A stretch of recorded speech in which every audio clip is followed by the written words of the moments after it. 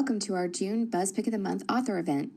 We're thrilled to have Elin Hilderbrand and her editor Judy Clain here to talk about Elin's latest book, Golden Girl. But first, let's get to know both of them even better. Elin Hilderbrand is a #1 New York Times bestselling author known for her transporting summer novels set on Nantucket. She's the proud mother of 3, a dedicated Peloton rider, an aspiring book influencer, and an enthusiastic at-home cook. You can follow her on Instagram to watch her cringe cooking show. Golden Girl is Elin's 27th novel. Judy Clain is an executive editor at Little Brown & Company. Over the course of her 20-year career in publishing, Judy has edited extraordinary books, all linked by one thing, a great voice. She's edited for Emma Donoghue, Maria Semple, and so many other best-selling authors and award winners. Golden Girl is on sale now and available at your local independent bookstore. If you don't have one of those yet, visit indiebound.org to find an indie in your area. Throughout the conversation today, feel free to use the Q&A box to send in a question. We'll have a Q&A portion towards the end with some of the questions here and those submitted at your registration. Closed captioning is also available at the bottom of your screen. On behalf of Indie Book Buzz and Bookfinity, thank you so much for joining us today, and remember to follow Indie Book Buzz on Instagram and visit bookfinity.com for all the latest BuzzPick news. And now we're pleased to virtually welcome Judy Clain and Elin Hilderbrand.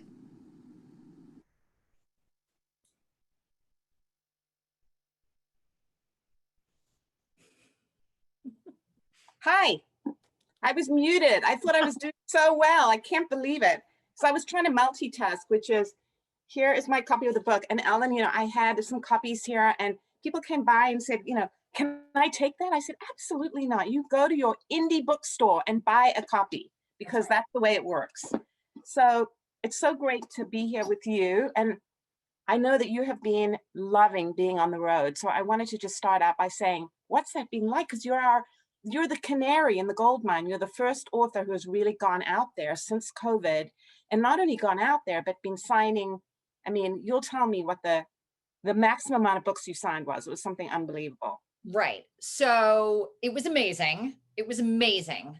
My first in-person event, other than those that I did on Nantucket, was in Rhode Island, in Narragansett, at a signing. It was at an ice cream. It was at an ice cream parlor, but it was like a freestanding ice cream place, tons of parking. I signed 436 books. Unbelievable. And I was there for 5 hours. And my driver went and got me some dinner. I mean, it was amazing. And it was just, everyone. So one of the things I do on my tour, which I don't know that anybody else does, is I pick a color that I'm wearing, and then my readers will wear the color. And if they wear the color and they take the picture, then it goes into my social media feed. And this does 2 things. The first is it really creates a sense of community. So wherever I went, when I pulled up, I would see everyone wearing the color that I was wearing, and they all were talking to each other because they knew they had something in common. The second thing is that it looks so much better in the pictures. The pictures look amazing because we're all wearing the same color. And people did a great job with their matching. So I would have to say, I mean, it was a tour like no other. It was 14 events in 14 days. I was very tired at the end, but I went to places that I had never been before. I went to Alabama, to Fairhope, to sign at Page and Palette, which I had long been wanting to do. I went back. I had been to Oklahoma City once before, so I went back and did Oklahoma City. I was in Greenville. I was in Wilmington. I mean, it was really fun and exciting. Well, over the years, I've watched you. So of course, I'll just tell everybody here. So I have only edited 2 of Ellen's books. I first met Ellen when she came to Little Brown, and I actually remember reading 2 novels on the weekend, and one was yours and one was something else. It was like a much hyped up novel. And I remember coming in the next day and saying to Reagan, Elin Hilderbrand, oh my God, this book is so great. So I was there absolutely at the moment that we brought you over from St. Martin's, and have obviously read all of your books all along the way, and was very close to Reagan. And so when Reagan left to go be the publisher of Knopf, I became Ellen's editor, which was, I have to admit, kind of terrifying, only because this long relationship that Reagan had with Ellen, and Ellen as our, star author, I definitely felt like, wow, I've got like, these are shoes that I have to fill. But I think we have had just a really, really good time together. But I wanted to go back to the beginning and say, so much has changed from the beginning. And I think one of the things you've done so brilliantly is, of course, written all of those great books, which we'll talk about. But in terms of social media and the work that you do behind the scenes, how that's changed over the years and what you've learned along the way. So let's start with that. Okay, because that is an excellent question. So first of all, to the point of Judy taking over editing, I was not nervous because Judy and I felt like, and Judy, tell me if I'm wrong, I felt like we were always connected. Yes. We were like, you were always the person I wanted to talk to about what you were doing. And I was interested in you and I find you fascinating. And so when I found out that you were going to be my editor, my only concern was I don't want to like make you like I didn't want to impose myself on you, but how perfectly has it worked out? Knock on wood. It has worked out so perfectly. Golden Girl was fine when I turned it in and Judy made it great. And that's what a really, truly brilliant editor does. Yeah, we'll talk about process because I think process is so fascinating. But first, social media. So, and then, okay, so when I started, I mean, even when I started at Hachette in 2007, was social media thing? Not really. Yeah. I didn't get on Facebook until 2011. So, and I was sort of late. And then once I figured out in 2013, I got onto Instagram and I sort of figured out Instagram. And then, just like everybody else, sort of in the last 5 or 6 years, like I've really learned how to use it, realized that people are so interested in the way that I live here I live on an island 30 miles out to sea. This is where I've raised my children. My life is very unique in certain aspects. And so it's those aspects that I try to show the reader in my Instagram. So like, I love to take pictures of Nantucket. It's a place like no other. I love to cook. I do my cooking show, which started in, I guess it was right before the pandemic because it started in January of last year. But I thought, okay, I'm doing all this cooking. I can just do quick, very simple recipes. And I mean, the response has been amazing. And so I'm so thrilled. I do it all myself. I will say that. And I have like my own sort of set of rules. Like I never post more than once a day. And, but I'm very particular about doing everything myself. Right. So it really feels organic. Right. It does. And that's the thing. And I think authors don't understand that. Like, somebody will publish a book and say, okay, so I'm going to do Instagram now. And it's like, well, but if it doesn't feel authentic and it isn't something you love to do, I mean, it's so clear with you that you're an unusual author because you're also an extrovert and you like people and you like going out there and you like connecting. And, with this book, you said, I remember, we were all shut down and you kept saying like, if it's at all possible, I want to go out there. So that is for you. I think the connection to your audience is very, very vital to who you are as an author. And was it like that in the beginning too, even when you wrote your first books? I don't think so. I can't remember. I mean, I had little kids. Like when I think back, I was sort of thinking about it today in anticipation of this conversation. When I think back to like when I was writing Barefoot, Judy, I mean, my daughter was 1. Yeah. She was young. And I don't, and my boys were playing Little League and that was like an enormous time commitment. And I don't think, and also like in some sense, publishing a book wasn't like it is today. And, social media didn't really exist and we didn't have all of these different sort of avenues that, that we have to publicize and all these extra content and all this extra stuff that writers are doing. So I don't think so. I think at some point, and you know what, honestly, it was probably when I got diagnosed with breast cancer in 2014 and I went on the news and I went on Gayle King and I said, I have breast cancer. That I think was when the connection really intensified because of course people had been reading my books. At that point, they've been reading my books for like 8 or 9 years. And then they thought, oh no, and that's when I really had like an outpouring of love. And I realized that these people are connected to me.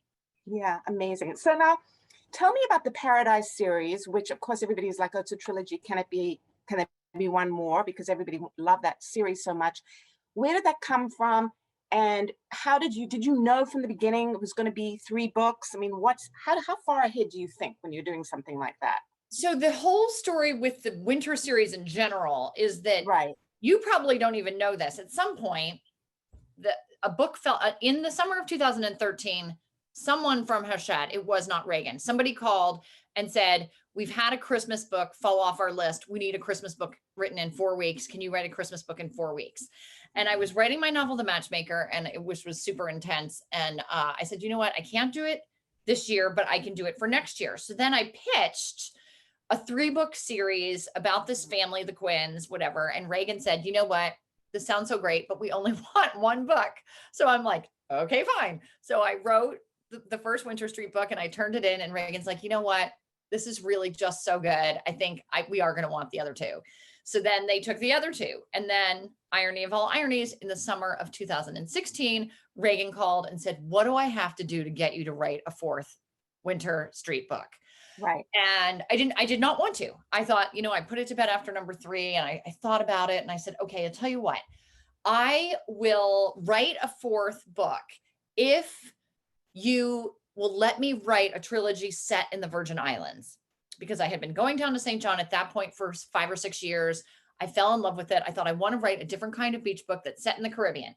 Reagan was sort of like, I'll ask Terry, but I'm not sure that you should be switching locations. Right. Right. So they're sort of hesitant about that. And then I write the Paradise book, and Reagan, she's like, oh my gosh, this is so good. And as we know, I mean, the Paradise series has sold just beyond everybody's beyond everyone's wildest dreams. Yeah. It's so funny though, because I think, maybe this is interesting to this group here, that we learn, publishers, like everybody think, well, the publisher knows. Well, the publisher doesn't always know. And I remember when James Patterson said he was going to write more than 1 book a year, and I was at Little Brat, and in the beginning, and everybody, the sales force were like, more than 1 a year? That's not going to work. I mean, and now look at it. And so I think sometimes the author will come and say, this is what I'm going to do. And, we have to kind of listen, and then we learn. And then suddenly you're on a whole different trajectory about, of the books you're publishing. So when you I want to add something about the Paradise series, which I think is so, so interesting. So before I started writing it, the sales team actually came to me, I think probably through Reagan, and said, is there any way that Ellen can use like her second location, or wherever these people are coming from, not be from the Northeast? Can they be from somewhere in the Midwest? Because they felt like I was sort of pigeonholing not only Nantucket, but then my other second locations were always, Connecticut or Philadelphia, where I grew up. And so they wanted me to sort of branch out. And so I did that. And I said, my character Irene is from Iowa City, and her boys live in Denver and Houston. So, I mean, Iowa City is really the only Midwest city I've ever lived in, because I was at the University of Iowa. So I was happy to use that. And then Houston and Denver were just places that I'd been on book tour. And I thought, okay, I'm just going to hope this works. And people have really responded so positively to the fact that this family is not like from the Northeast. Yeah. Yeah. So that's actually, I mean, that's like where marketing and sales meets a writer who somebody else might just say, no, I don't want to do that. I want to write. So, I mean, I think part of it is, we have such a good partnership. You write the books, but you're also open. So when you were talking before about The Matchmaker, and you said that it was a very intense, I think, did you use the word intense, that it was an intense book? What made that intense? And what, each book obviously is totally different. And when you think about what was the intensity of that book, and what are the other books that were intense experiences for you? So I feel like The Matchmaker, I don't want to really give it away, but it has a character who gets sick. So this is right before I get sick. Yeah. This was all like this confluence. So I had a character who gets very sick and in fact dies at the end. And I was, doing a lot of research and meeting with oncologists and doing this whole thing. And I just felt very attached to my character, Dabney Kimball Beach. She also has a very, very sad backstory involving her mother, and she won't leave the island. She has a little bit of like, not necessarily agoraphobia, but she doesn't like to leave Nantucket for any reason. It's almost like a paranoid thing. And so, I mean, it was just like, I was really in it with her, and she's torn between 2 lovers, feeling like a fool. I mean, it was really intense, and I just didn't feel like I could interrupt and do a Christmas book. Now, that's probably true, Judy, of all of my books. Like, I am not the kind of person who can stop. Like, if you asked me now, like, I couldn't stop writing what I'm writing and do something completely different. Because what are you doing? Every single day, you're getting up and you're building a relationship with your characters, right? And I will say now on June 28th, sometime in the last week, I just really, really gelled and bonded with my characters in the book that I'm writing. It takes a long time. Right. You do not sit down and write and know who these people are. You learn them, you know, day by day of spending time with them. And that's why, like you and I, when we do our revising, that is where the magic happens, because then I know who I'm dealing with. I know the situation, Right. and I can manipulate it because I have a handle on it at that point. Yeah. So let's talk a little bit about process. Actually, somebody said something interesting to me when you talk about the characters coming alive. It was a writer who said it's almost like they're like these wooden puppets, and I built them, and then they're on the table, and then at some point they start to actually become real, and it just is a kind of a magic moment, because you have to. I mean, the magic isn't like you sit down and day one there are characters there. You have to find the character. So I thought that was a kind of interesting way to describe it. So talk a little bit about process. And I mean, because obviously we have, you have like a 2-book deal or a 3-book deal. And so you have enough information to say, the next book's going to be X, the second book's going to be Y. How much do you know? Because obviously you tell us a little bit about what you're writing, but how much do you really know? And then that's the first part of the question. And then the second is, okay, so with this book, give us a little bit, like, what's your day like? What's your process like when you start to write? Okay, so I'm writing a novel right now called The Hotel Nantucket. And when I started it, I thought, I want to write a novel set in 2022 that really feels like it's of the moment. I've written about a hotel before. My first book with St. Martin's in the year 1999, 2000, called The Beach Club. That, if you read it, feels it feels dated.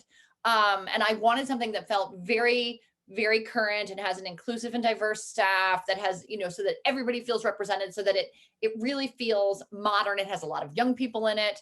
And so that makes it very exciting for me. And it has a break, like a really like tragic breakup story at the beginning. It has a ghost in it. So there's a lot of things going on. And I wasn't sure, I wasn't really sure when I started writing where it was going to go. And so part of the process is, of course, writing scenes, and then some of the scenes get tossed, and some of the characters get changed, and some of the motivations get changed. And, it's the nice thing about only doing 1 book a year now is I have time to really sort of figure out what fits and what doesn't. But I sit down, I write longhand notebooks. These are my notebooks. They're right here. I write longhand notebooks. I write in a perfect day. I'll sit down at 11. I'll write until 6. I normally write out by my pool in the summer. And, I stop and I swim and I read. I read every single day. I read, I take a nap, and I have my lunch. So in 7 hours, I'm doing all of those things. I only need to get 3 hours of composing done in order to write 2 books a year, is what I've learned. So I always aim for 3 hours of composing out of a 7-hour day. And like I said, like I'm just exploring. Right.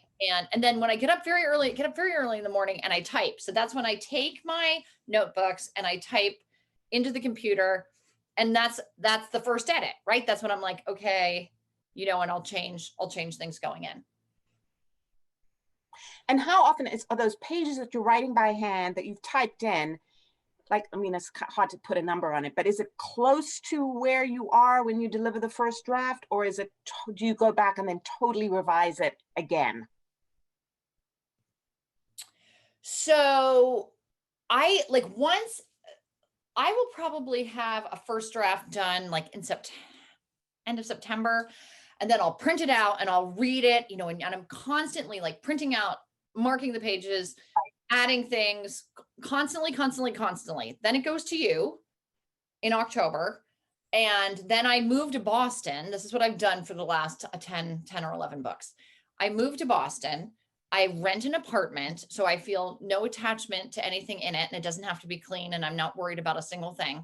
And I just sit, and that's when I light my candles, and it's November in Boston. It gets dark at 3:30 in the afternoon. I light my candles and I do the revisions, and you and I have worked out what I'm changing. And that's really, but it's like a hermiting stage. I exercise, but I don't really do anything social. My children are not there. It's like a very intense work period. And I love that time of the year because it's so satisfying to take something that was okay and turn it into something that I think is really good. Right. But then also, I think what was so fascinating is also, this is where chemistry, I think, is incredible. And also just your process, which is that when you deliver that draft, it'll be interesting for people to know, I don't do like a line edit, word, word, word, word, word. I read it and we had a conversation. Yes. And the most amazing thing about you is you're just like your mind, you're so quick. You're going, yeah, I get that. So, all right, you're thinking out loud. I'm talking. We're not writing notes. And you manage to kind of take it because it's so, the characters are so deeply, who they are, and them. They're like, we're talking about real people, like we're having a conversation about somebody who's totally living. Yeah. And you just take everything in, and you're open, which is amazing. Like, you're not going, well, I don't think so. I don't think. You're just basically taking in clearly stuff that works for you. And you are, it's so fascinating. You're processing it while I'm talking, and you're going, oh my God, okay, yeah. So if that happens, then that won't be able to happen. So we'll take that, got it, okay, like that. And then it's the energy of the conversation which creates the stuff that happens. Because I think with somebody else, it could just be very wooden or very hard, or you would just say, I don't even know what you're talking about. And so then once all of that has happened, you go off, because it's like really a big picture edit. And then you deliver the draft back. And that's when I go in and do more of the detail, because the point is there'll be no reason, because some of the stuff ends up on the cutting room floor. So there's no point in me kind of going in and doing that micro edit. No, absolutely. So, yeah. So I think I think the most important conversation I have with anybody throughout the years, the conversation that I have with you and before you with Reagan in October, November, like the first week in November, that's the most important conversation, because I can't tell what it is. I can't tell what needs to be fixed. To me, I'm like, okay, like I know, and I may turn this in and say, I know this needs work. I just don't know what the work is. And that's your job. And I would assume, since I'm now at book 27, never tell you I'm not going to listen to you, because I know I firmly believe that the editor is your job is to tell me how to fix it. I'm not going to give you pushback because it's just not my job. I don't know how to explain that. Like, I very firmly believe in what you have to say as far as this book is concerned. And, everything that you gave me on Golden Girl. And there were some difficult cuts that I made in Golden Girl. And I can remember I was going to the grocery store, going to Whole Foods across the street in Boston. And I'm like, should I just cut all the stuff Judy said I should cut? And I was like, I'm just going to do it. I'm just going to do it. And I took it all out. And I feel very grateful that I did that, because I think you were right. I think it was a lot of noise and probably needed to go. And so, Well, it's a very emotional book. I think all of your books have some darkness in them. There's always obviously a lot going on emotionally, but I think that this book, a lot of people have said it's your best book. I think they said that about the last book. Maybe this book, obviously I feel that it is your best book, but not because I edited. I just think it comes at a moment, and it's dealing. And I also think people really connected to it during COVID, because there was so much going on, and, mortality, the idea of somebody being able to look down from, and maybe there are people who haven't read the book, so I don't want to blow anything, because if you haven't read it, obviously you're going to read it, and I don't want to give anything away. But tell me about like the germ of the idea there, because obviously with the hotel in Nantucket, it sounds like that came out of an idea of a sense of place, maybe not character as much, whereas Golden Girl, I know a little bit about it because we've talked about it, but for people who are here who haven't heard about the sort of origin story of where this book came from, because it does come out of a real deep emotional place in your heart. Correct. So it came from two places. The first is I lost my father when I was 16 in a plane crash, which was obviously sudden and extremely devastating. I was at a very tender age, old enough to definitely know what was happening, and just it was so bad. But I always felt like he has had and still does have his hand on my back. And then when I was sick in 2014, that was all very sudden. I had a double mastectomy. I was diagnosed on the 21st of May. I had a double mastectomy on the 13th of June. So I had barely 3 weeks to sort of process. And then I had several reconstructive surgeries. During one of the reconstructive surgeries, I contracted MRSA in my bloodstream, which will kill you. And I was so sick. And I had to go to the hospital. I mean, be carried to the hospital, was admitted. They put me on the last line hospital antibiotics. Then they're like, we can no longer treat you here. You're taking a helicopter to Boston tonight, and you should say goodbye to your children. And I had a friend go get the kids out of school. They were at that point 14, 12, and 8, and brought them to my hospital room. And I said to them, I do not know what's going to happen here, but I can tell you one thing, and that is I will never leave you. And I wasn't sure what I meant by that. But what I meant is this book. I meant, I'm going to be up above, moving you like chess pieces. But I just didn't want them. I was just very adamant in my head that day, like I was not going to leave them. And so, I wanted, I think years later, just sort of to write about that. And you were the one that said it, Judy. The nudges in the book are what we do as parents on a daily basis, and especially when we have children who are young adults. And so, also like a lot of the book is about parenting young adults. And my kids now are 21, 19, and 15. And, just like the launching is so challenging, and nobody really talks about that. Yeah, no, absolutely. Although we did have fun decorating the room, upstairs, and the shaggy. We did. We started talking color schemes because it's an intense book, and I think it felt very, very emotional in that way. So talk a little bit about when you talk about the reading that you've been doing, because you're such a reader and you're such a great, generous, you recommend books, you're getting very much more involved in, again, it comes out of it's not like you just suddenly decided, oh, maybe I'll be an influencer and maybe I'll start reading books and talking about other people's books. And I think a lot of writers do that in a way that doesn't feel like they just wake up one Monday and think, oh, this was probably a good thing for me to do for my career. But you've always been reading like voraciously other people's books, recommending. I mean, I don't know, how many books do you read a week?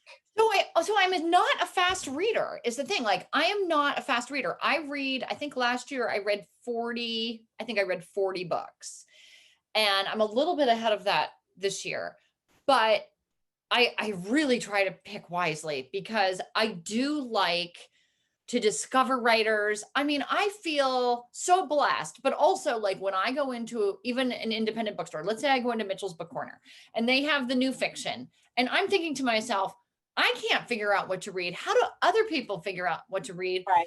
And I'll look at a book that I've never heard of, and I think to myself, okay, that person has an editor and a marketing person, and how are they trying to sell like all of these books? So I just think I can add to the conversation. And there are so many great, I mean, obviously the morning shows are doing an amazing job. Reese Witherspoon is doing, back when Oprah started recommending books, that was probably the best thing that ever happened to publishing, right? And I would have said at that point, no one will ever do for publishing what Oprah has done. But Reese Witherspoon really has sort of carried the torch, or she's really done a great job of getting people to read and talk about books. And then the morning shows have done a great job. But I do think like there's room for more voices, and especially someone who happens to be a novelist. And I'm trying to find books that maybe are overlooked by those places. So. Right. I just read, and we were just talking briefly before, actually thought about Golden Girl as well, Hamnet, which was, I thought, absolutely fantastic. So good. So I have to tell you, last summer, like in my independent bookstore, I was there all the time signing. And that's when I get my books. Like I go in once a week to sign and I'll get books. And they were like, have you read Hamnet yet? And I'm like, I do not like Shakespeare. I am not going to read a book about the plague. I mean, that was the last thing I wanted to read about. And finally, they must have asked me like 4 or 5, and finally I was like, okay, I'll buy Hamnet, thinking that there's just no way I'm going to like this. And it was probably my number one book last year. It is so brilliantly written and you get so involved, and it's so, I don't know, Judy, what is the word? I mean, it is Well, so good. I found it like excruciating at certain moments because, you know, I thought was, again, I don't want to give away too much, but I'll try to say it in a way that doesn't give anything away, is, well, it's obviously imagining the life of someone famous, but not him. It's imagining this wife who is, you know, who everyone has thought of as being kind of other and a witch. And you realize it's because she's powerful and she's got these instincts. And it's also about parenting. And the Yeah. idea that in some ways, again, hopefully not giving anything away, that she wants to be in control, and she thinks like she's watching the wrong child. She's been worrying all the time about the wrong child. And that was, I think, like, if you have more than one child, sometimes it's true. Like, you sort of got it wrong. Like, the one you were worried about isn't the one you're supposed to be worrying about. And I found that, like, the lesson in that so profound. But she was just a brilliant character. Oh, so The good. wife of Shakespeare. Yeah, yeah. What So, else have you read that you've loved that you can oh, recommend? I am reading. So I loved the plot. Did you read the plot? Did Haven't read anybody it out yet. there Yeah. read the plot? Oh my goodness, it was so, so good. You know, it's about a writer. It's a dude, it's a male writer, and he borrows a plot from his student who dies. He has a student in a writing class. He's a very mid-list author. He has a student in a writing class who comes to him with this amazing plot. Then the student dies. The writer takes the plot as his own. The book becomes famous. He becomes famous. And then, like, the past, like, somebody knows that he's, you know, plagiarized this plot. And so it was all about, like, writing and this scandal. And I read it while I was on tour and I found it very helpful. I just It's really, interesting. really loved it. And the thing about that novel, though, Jean Korelitz, she is a darn good writer. Her sentence, like sentence to sentence, is so perfect. Yeah, And so the only way you can become a better writer is to read. I mean, that's what I fully believe. And when yeah, you're reading perfectly crafted sentences like that, that is like what I find inspiring. yeah. And do Okay, you go back and read older books? from Do you, her. you know who I have? There are some, no, other book, like, all, you know, in other words, I mean, Oh, I think in some ways, yeah, I mean, I feel like part of my job is to read contemporary fiction just so that so I'm in the loop. But occasionally I will go back and read something or reread something that I have, you know, Carson McCullers okay. and, you know, various writers like that. A couple of books in the summer where I go back and reread, but I love to read, you know, the new books that are out there. I know. And I'm so, I mean, yes. I mean, I have books that have been on my TBR so long that they would be considered older books. That's how long they've been sitting in my pile. Right. And every once in a while, like, I'll find a book. Like, I read this book, my probably best book from 18, I think it was White Fur, this book called White Fur by Jardine Liber. Okay, this is one of my top 10 books of all time. Oh, yeah. You know this book? Okay, it is so darn good. And it's a wrong side of the tracks love story. And it had a terrible cover. I'm sorry to say that out loud. It had a terrible cover. And I'm like, I don't, and what kind of title is that? White Fur. Like, I don't want to touch white fur. I don't want it near Yeah, it's me. a bad So title. I was not excited about reading the book, and the cover wasn't any good. It's one of my top 10 books of all time. So, so good. And then I just couldn't get it. I couldn't talk about it enough. I mean, I was, you know, just raving about it. And telling everyone, because for me, a book, like, when I wake up in the morning, that there are things that I have to do and things that make my day difficult and challenging. If I'm reading a good book, that is like a bright spot in my everyday, because I know at least part of my day will be spent in complete enjoyment reading like a really good book. So now, do your kids read your books? So only Shelby, she's 15. Right. She read 28 Summers and she read Golden Girl. And she liked them both. She was curious in Golden Girl. She couldn't figure out which child was her. And I was like, you're Yeah. not really, none of you are really in it. That's But not the point. Yeah. yeah. Yeah. There's some little details. Now, in terms of cooking, are you going to write a cookbook? So if I did write a cookbook, my plan, as we know, is to write these 3 books and then take a good hard look at my career and see what we think about moving forward. It's possible that I would do a cookbook after these 3 novels are done. I'm not going to do one before then. I just don't have time. Right. I'm also, I have 5 projects in development in Hollywood. I'm crossing my fingers. Vegas would say, right, of 5 projects, at least one will get made. A couple of Right. them are very close. And so I'm super excited and hopeful and optimistic that Yeah. that one will go like in the next 12 months, and that like this time next summer we'll be filming something here. That would be so great. But I mean, Hollywood has, Hollywood is tricky, and all I can do is remain optimistic and just Right. positive. Do you want to be involved other than go to the set?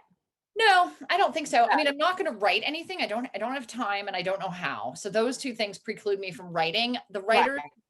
I have 2. How many scripts do I have, Judy? I have 3 scripts. I have the script for 28 Summers for film. I have the pilot script for the Paradise series for ABC, and I have the pilot script for The Perfect Couple for Netflix. So those 3 scripts I've read, and the writers are so good and they understand me. Great. And so that's what they do. It's sort of like, the way I'm trying to succeed along. What do you think? I mean, not to jinx it, but I mean, they would all be amazing. Film, TV. I mean, Ellen Pompeo, right?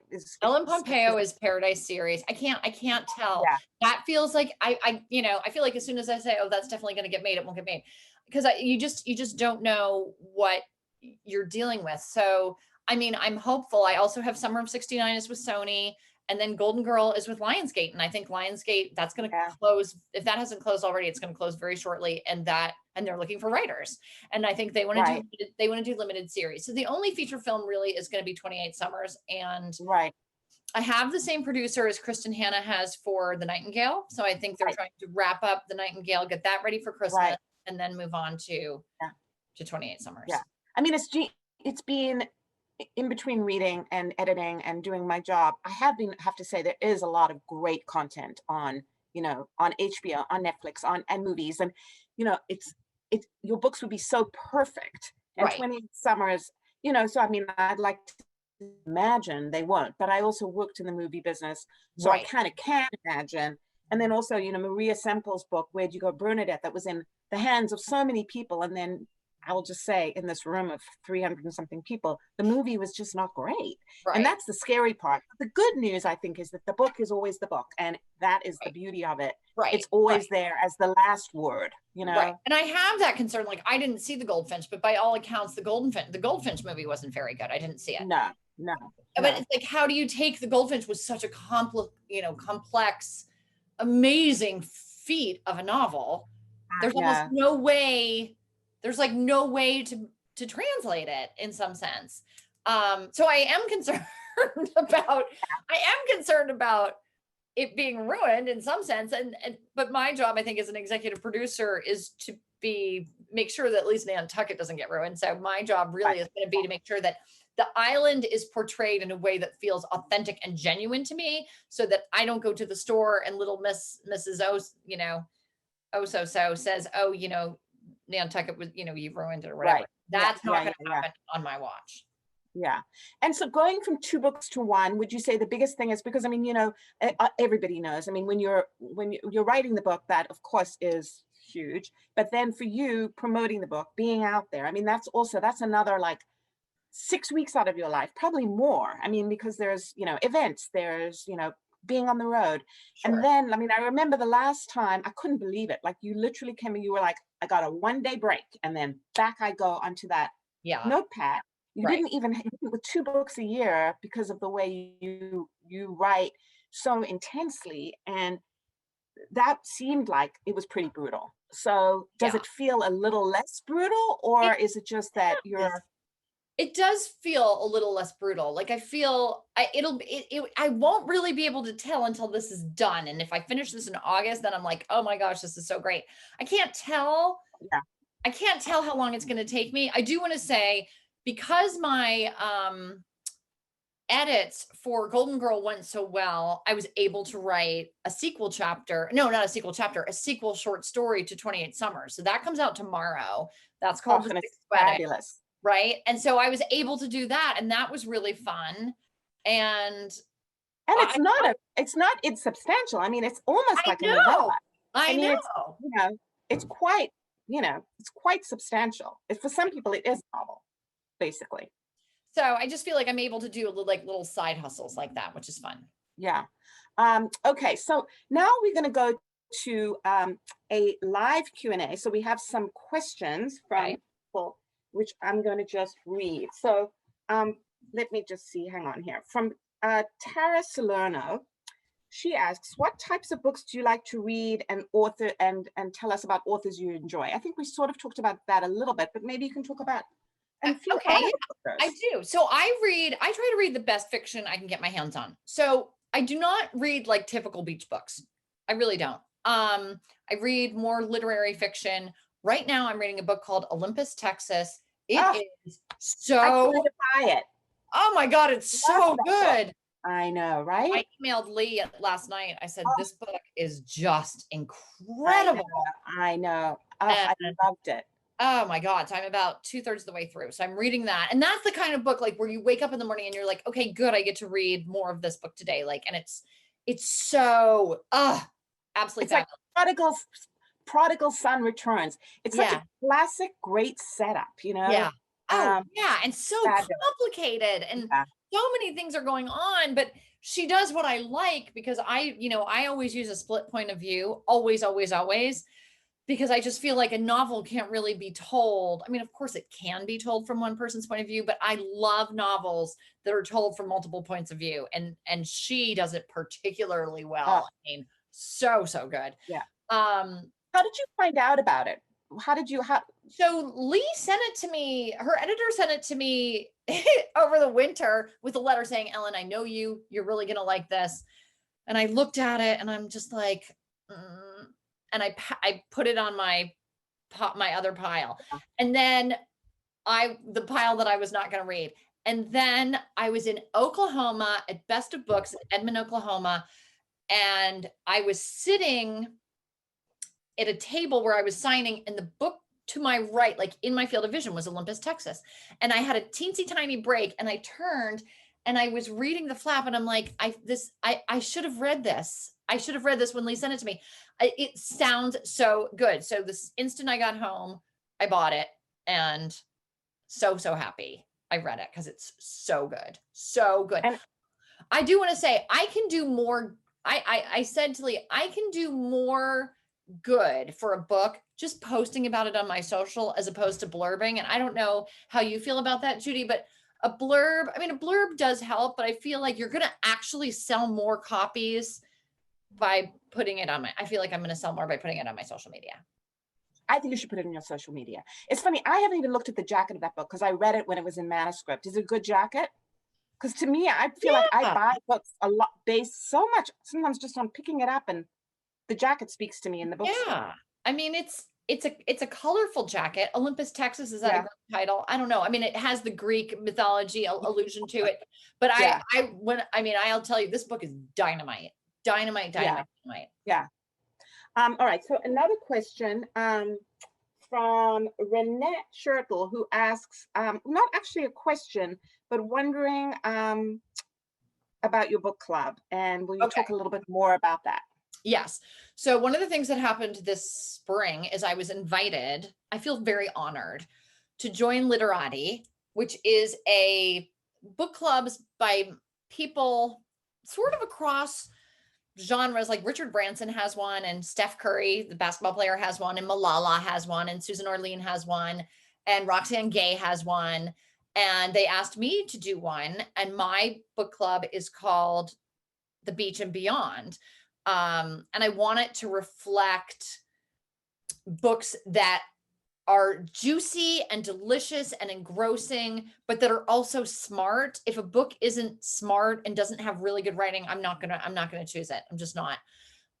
June's pick was The Divines by Ellie Eaton, which was about a private boarding school girls in England, and it looked at from the time and then 15 years later, and it was so good.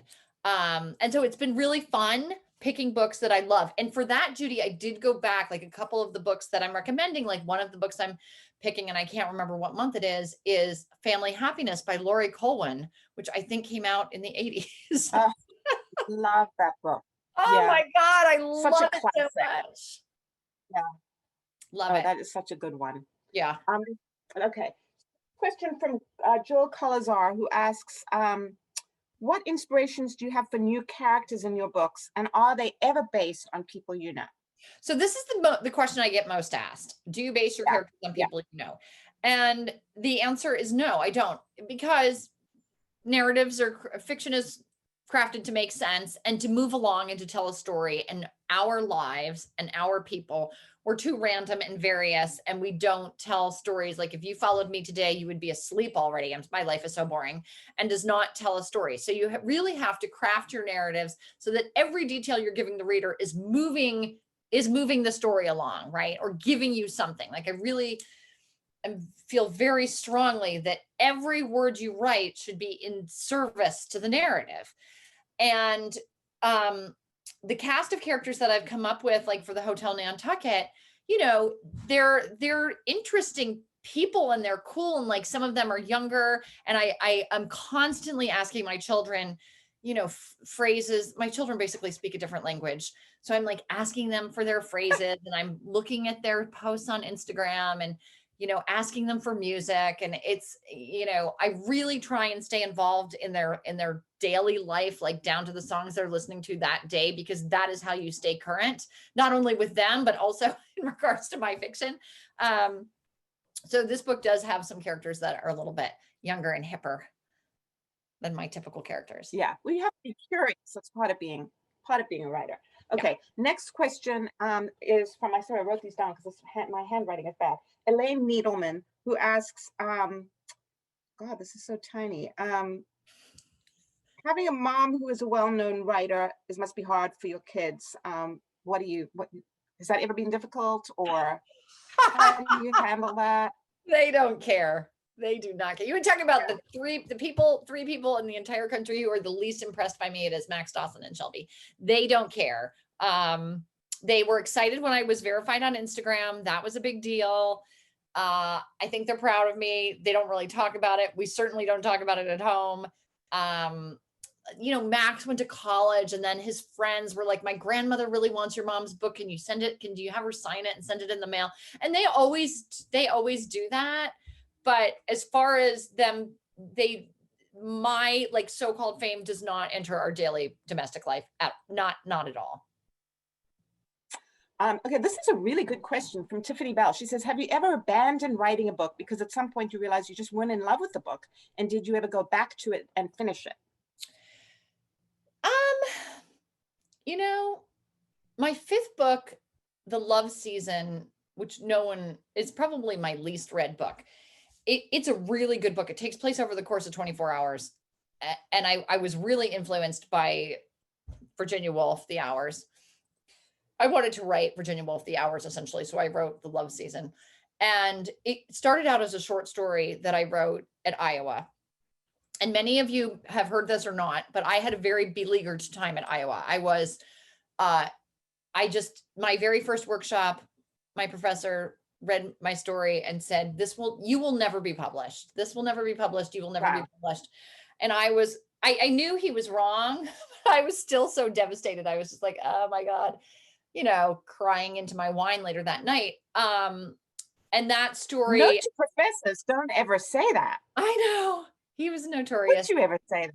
Terrible. I know. He was really notorious for being hard that way. And I have to say, like, although, you know, I kind of always thought he was a jerk, he probably is the person most responsible for my success, because I was like, I'm going to prove you wrong. He also taught me about work ethic and a lot of very technical things about fiction, just about the way it works. So I'm very grateful to him. But yeah, that was not so great. So that was a short story that I wrote at Iowa. I don't think it was that well received.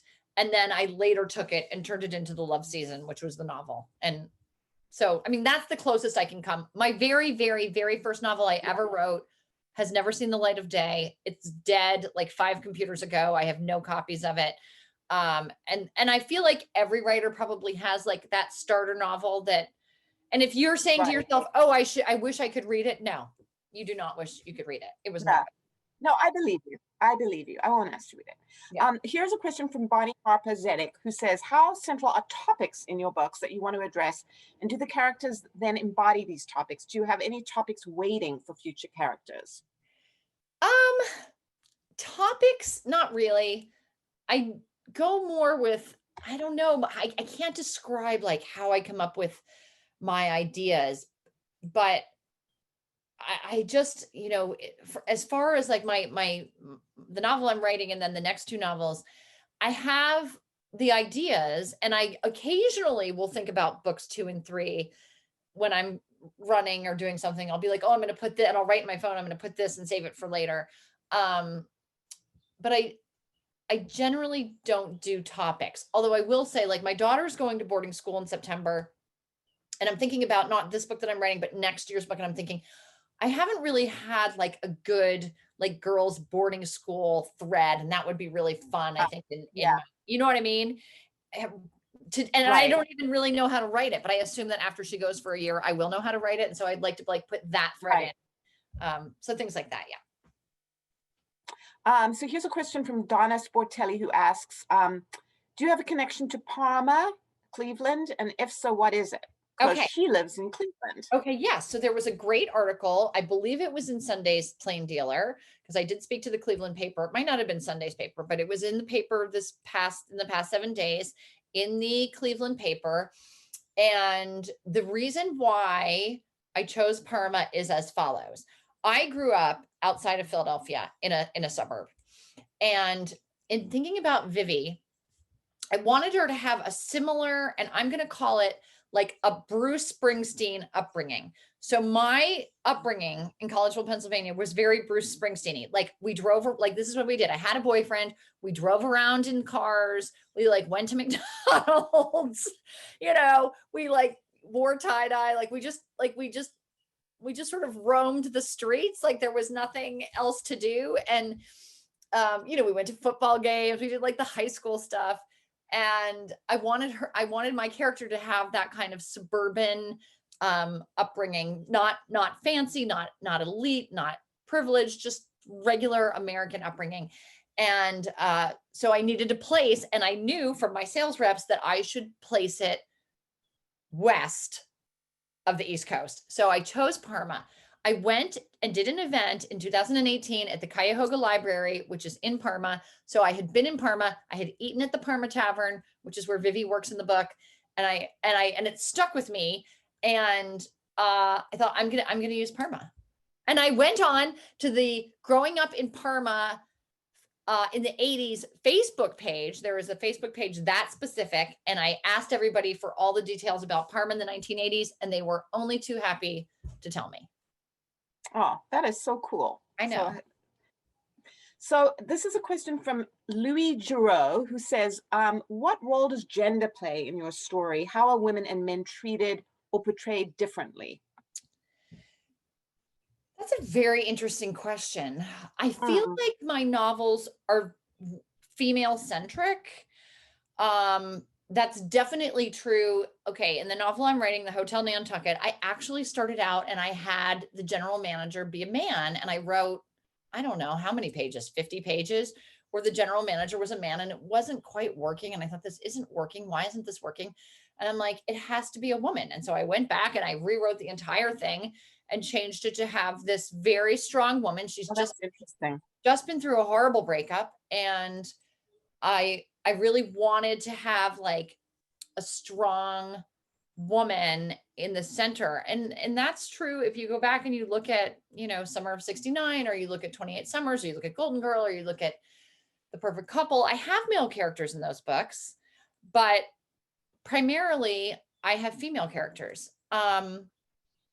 So that is, I do actually love writing from the point of view of like teenage or young adult males, though. That's something like all the way back, like from Summerland, or back Barefoot, the male nanny and Barefoot. Like that is, I love writing from the point of view of that kind of male. But I think primarily I write from the point of view of females. That's where I feel comfortable. Yeah, I feel that makes a lot of sense. Okay, so another question is, here's a question about Nantucket, and somebody says, do you live there? Obviously you do live there. Do you feel like, I mean, and you have written books that aren't on Nantucket, but it's your place. And I think that a lot of writers where the place is actually a character. And was that always, did that always feel obvious to you? I mean, in other words, St. John is also a place where you've been, but because it makes sense, you know, I mean. Yeah. I feel like I didn't realize the power of Nantucket until probably book 8 or 9, I would say. I don't know, you don't remember this, Judy, but when we were in my very first meeting, I know you were there, someone said in the meeting, we were sort of interviewing each other, and someone said, would you ever set a book anywhere other than Nantucket? And in my extreme being eager to please, I said, oh yes, I totally would. And then by the time Summer Affair had been published, Reagan said, you must never set a book anywhere but on Nantucket. This is really working. Like, this is really working. So, and that was book 7. So I feel like books 8 and 9, I began to realize like Nantucket is serving these narratives because it's a place that not a lot of people have been, and that is different from the rest of the country, and that has this history and that has this way of life. And so then in every subsequent book, I really started describing it, I think, in more detail, and I started using real places, and then people on Nantucket were like, oh my gosh, you put me in your book, or you said, you know, a restaurant, and thank you. And then we started having my fan weekends where the ladies come from across the country, and they come in January, and we do all the Ellen things.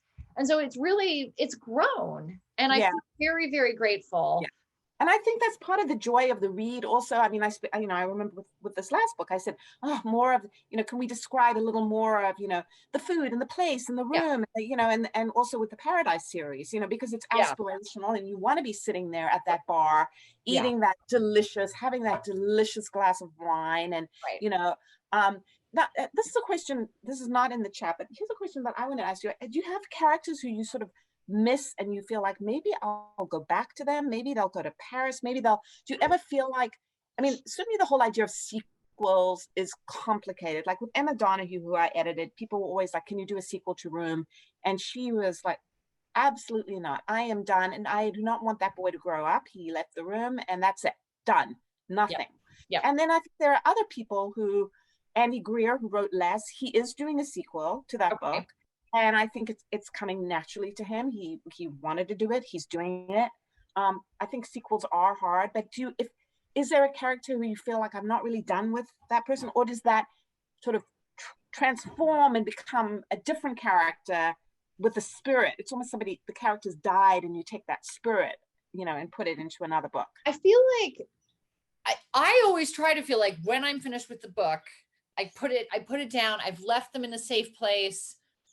I only go back, you know, because they are so tricky, which is why I've really enjoyed doing the short sequels. So rarely, Judy, are you going to have an entire book, right, that is just as good. I think only in The Godfather, like, that is just as good as the first book.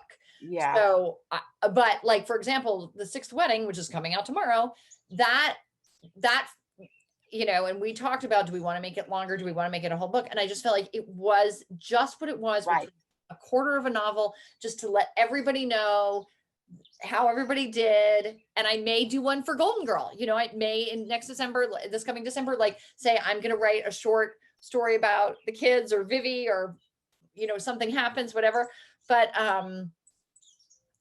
yeah, I just really feel like I set them down. Now, if I need a police chief, I always have my police chief. If I need a real estate agent, I always have Fast Eddie. Like, I have my characters that have been in other books, and I can just pluck them out and plop them. And then I feel like my readers love that because they're very close readers and careful readers, and they remember them from book to book. Yeah. I mean, I think part of, and we're getting to the end, so I'll say, there's, you know, so many more questions. We can't answer them all, but one of the things I think is your brilliance and your success is you write, you're very clear about what works and doesn't. And that's the case with Sixth Wedding. It's like, no, it's not going to be longer. It's going to be what it is. Like, you know, and I know a lot of people don't want you to ever stop writing, and neither do I. And, you know, but I think you all do whatever you do because you know what is going to work, and you find inspiration, and you need to be inspired. And that's why each book is so different and so great. And yet you deliver I mean, there's no book that takes you somewhere else. I mean, I couldn't even believe after 28 Summits that you could write Golden Girl. And I know that the next book, I mean, I'm just going to be sitting there waiting for that day, which is in my calendar, for that draft to come in. And it's like, it's like, it arrives and I am just ready. Like, I'm not coming up for air. I'm just going to read. And so exciting. I mean, there's no bigger joy, you know, it's like the gift, you know, of this, it arrives. And, you know, I remember I was with my girls and I went, Ellen's manuscripts arrived. Like, oh my God, you know, so happy. So there's that, you know, and I think I think we both love what we do. And that is, I think, part of, you know, and I think everybody who's here, you know, and again, a shout out to all the indie booksellers, and we love what you do. And so much of is the discovery of books is because of the way we have found books and walked into bookstores. And I have a little indie bookstore out here in Greenport on the North Fork, where I call and I order my book and I go in, and it's just so tiny little bookstore. And Craig goes there too, so sometimes we run into that's so fun. Yeah, so anyway, it is 7 o'clock, and I think that we are supposed to now disappear. Okay, thank you all for watching. We appreciate you. Yeah, thank you. Thank you, Judy. Love you. Ellen, love you too. Bye. Bye.